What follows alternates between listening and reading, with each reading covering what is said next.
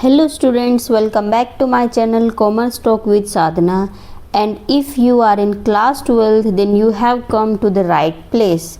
We have already covered complete class 12th accountancy syllabus on our channel, including partnership, company accounts and financial statement analysis, all neatly organized in a playlist on this channel. And right now we are powering through class 12th macroeconomics, and in this macroeconomics series we have completed 3 chapters of class 12th macroeconomics, and today we are going to start our 4th chapter, that is determination of income and employment. So let's start our 4th chapter, and this is 10th video of our series class 12th macroeconomics. So let's start our chapter number 4. So first of all I want to ask you a question, that let's start with a simple question.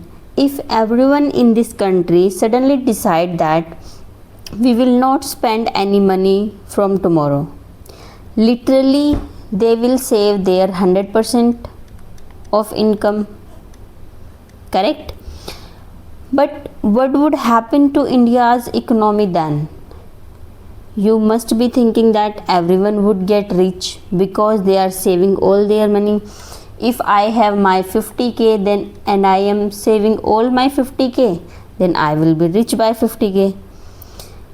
But it feels like that, but it is not actually. Why? Because here is a grand paradox of macroeconomics, that is, your spending is someone else's income. I am saying that if you are spending any money, that will become someone else's income. So if you stop spending, the shopkeeper loses its income, and if shopkeeper loses his income, then they will stop buying from manufacturer, and the manufacturer factory will shut down, and after that workers get fired, and suddenly nobody has income to save in their first place. Understand?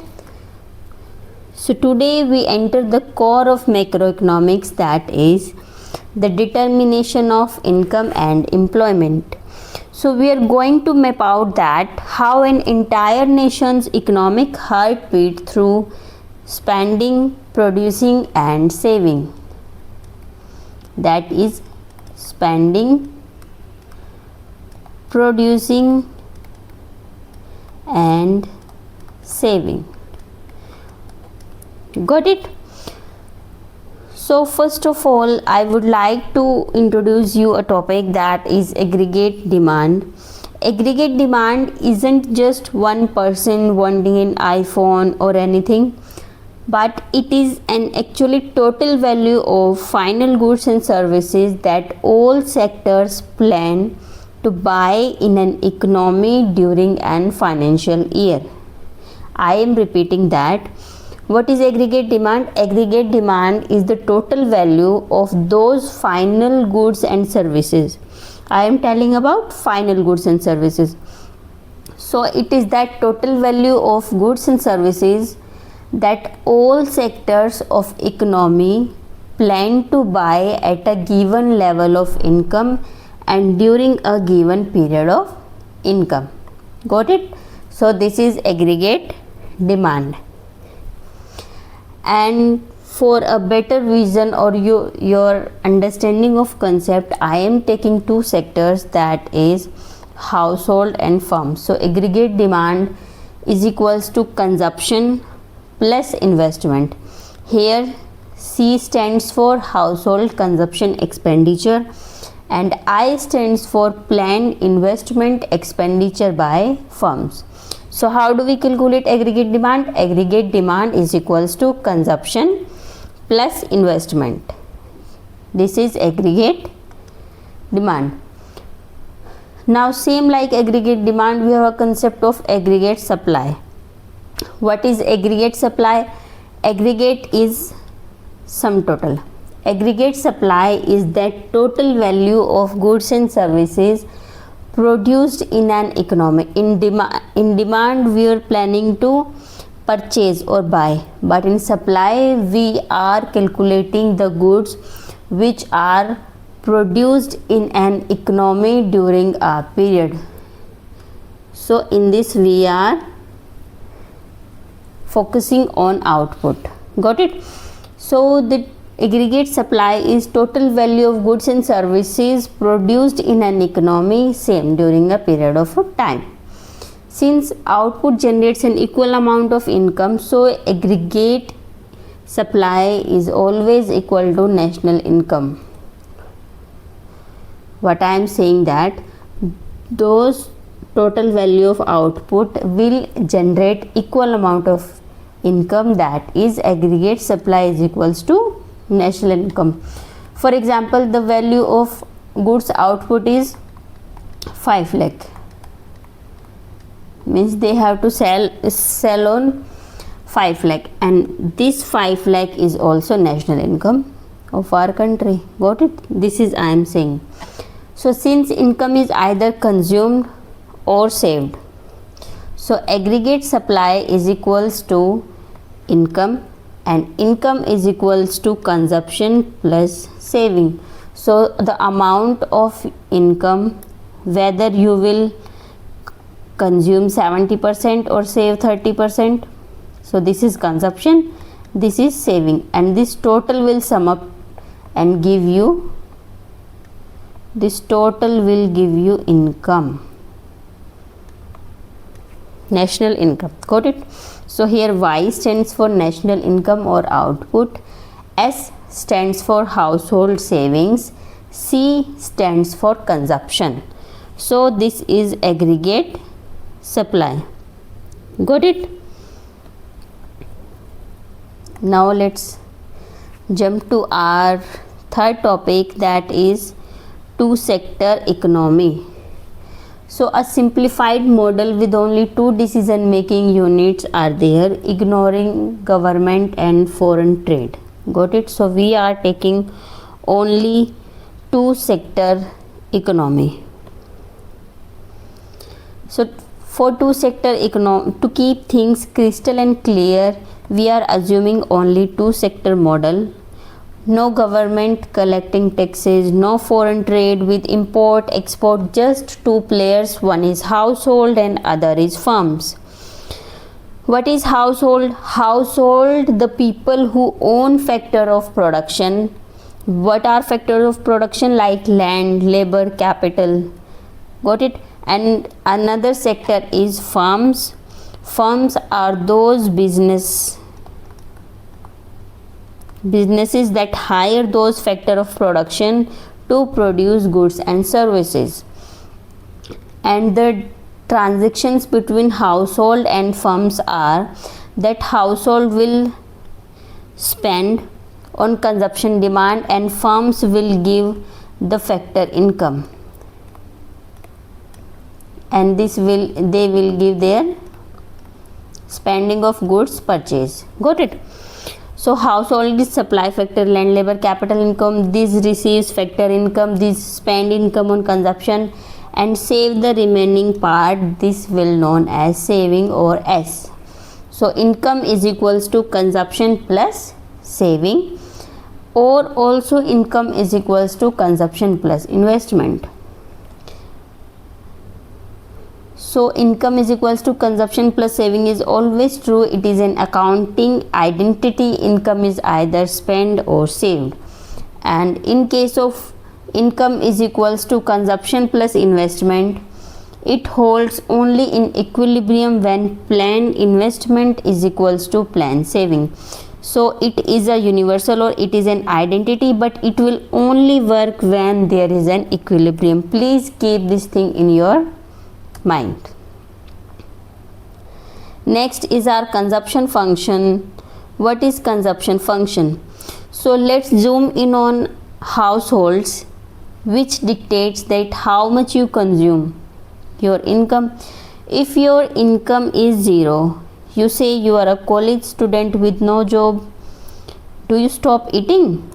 No, na? So now you borrow money or use your past savings. So exactly that minimum level of consumption required to survive even when national income is equals to zero is known as autonomous consumption. So when you are not earning any income and still you are consuming things, so that level is known as your autonomous consumption. Here it is your autonomous consumption. Got it? And where does the money come from?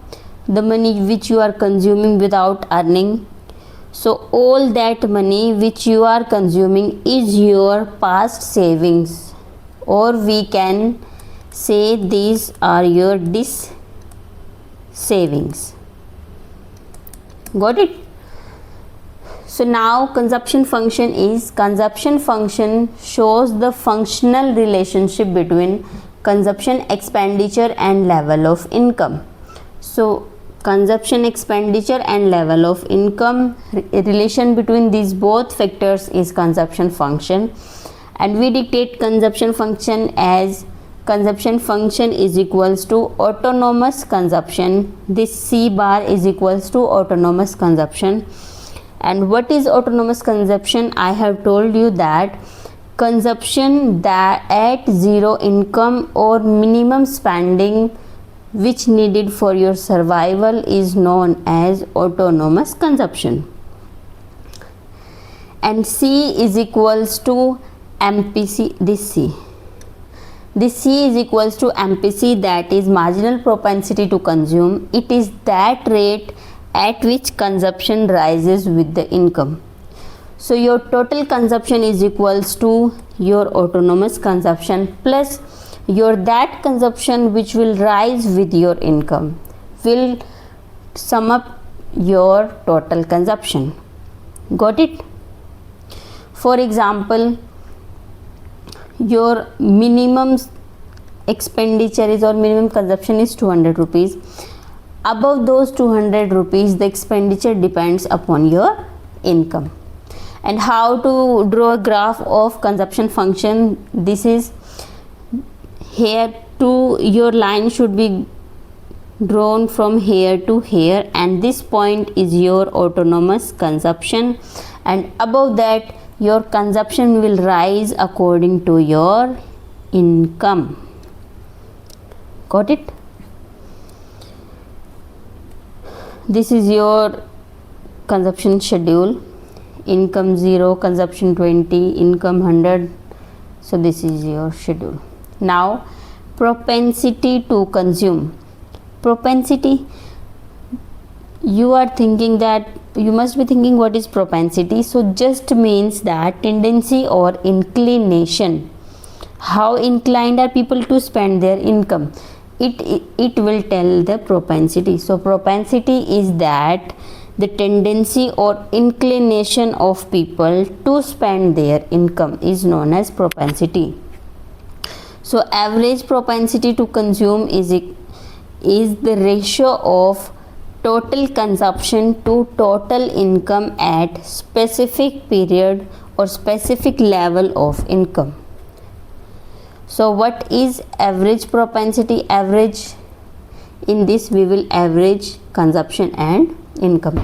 So it is a ratio of total consumption to total income at specific level of income. This is your average propensity to consume. For example, your national income is 1000 crore and your consumption is 800 crore. Income and consumption 800 crore. Got it?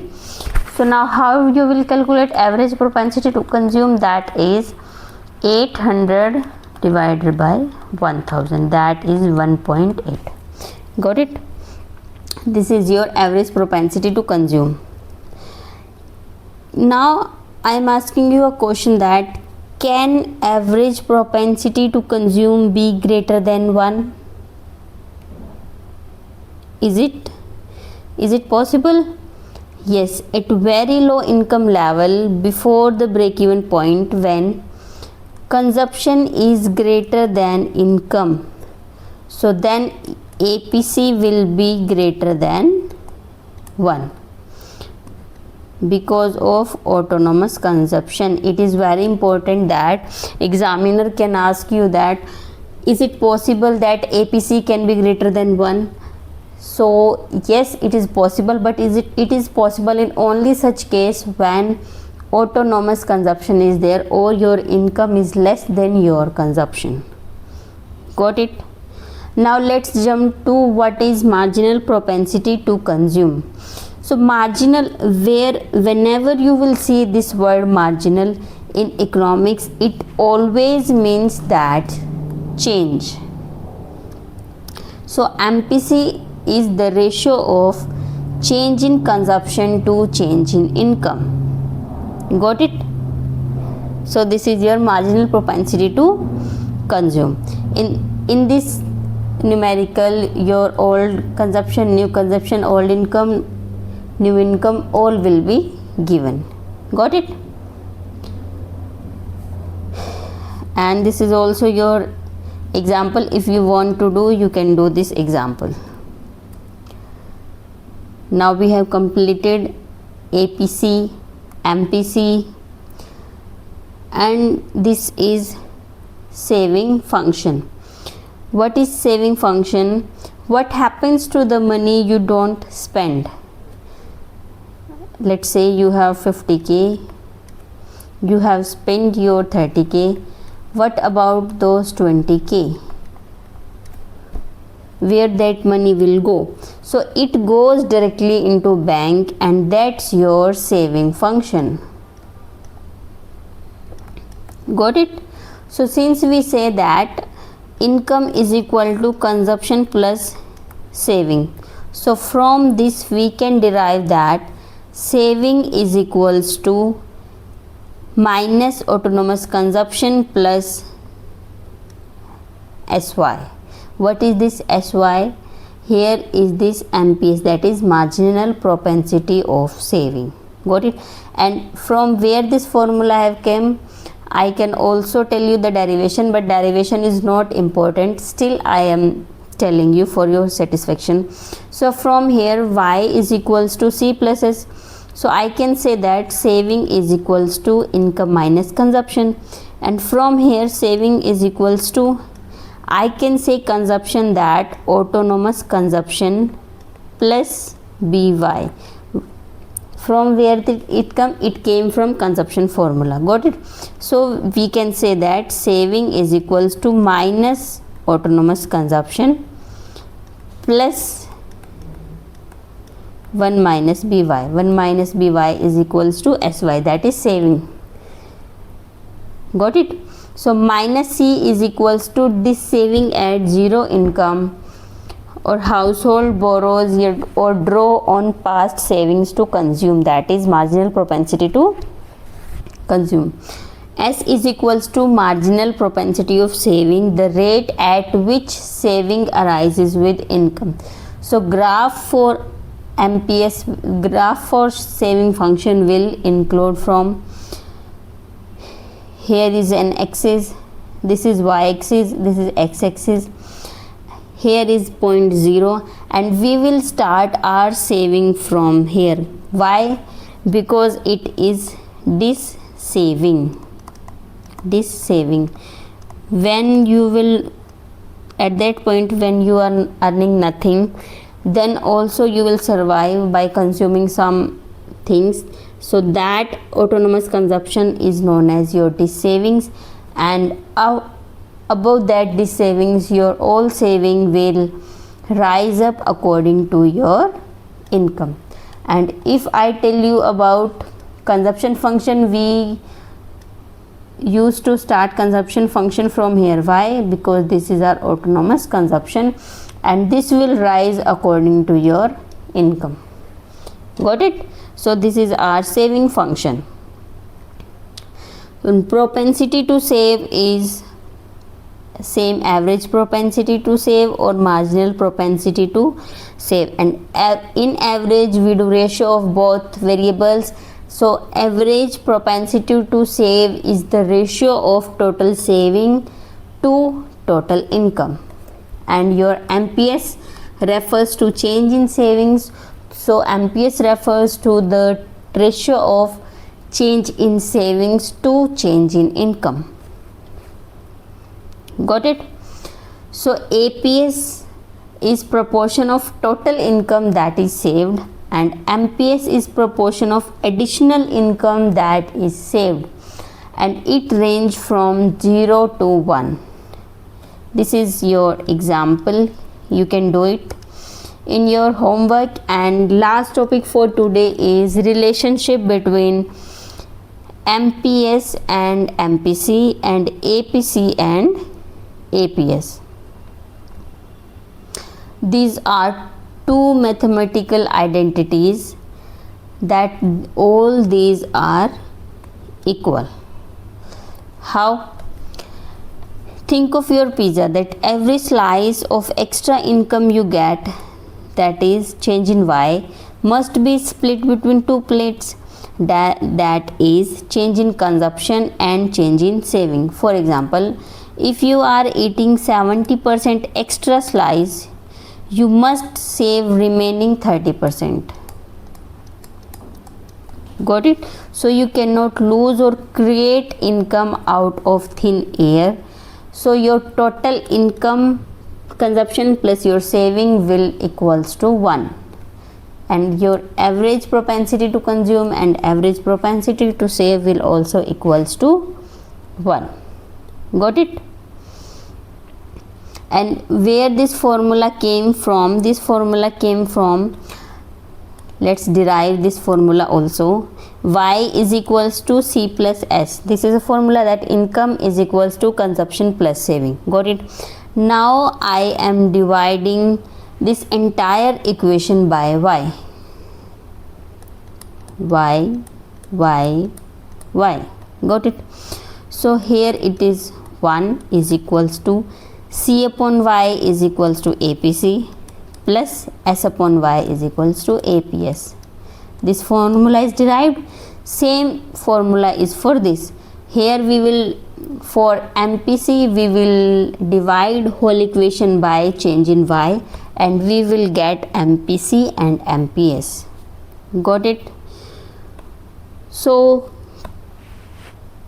this chapter is, we have completed few topics of this chapter, and we will use, next class we will use these formulas to find out how an economy reaches market equilibrium through average demand is equals to average supply and S is equals to I. Got it? So it is enough for today. We will start our chapter from here tomorrow. If you have any doubts, please tell me in the comment section. I will try to resolve those.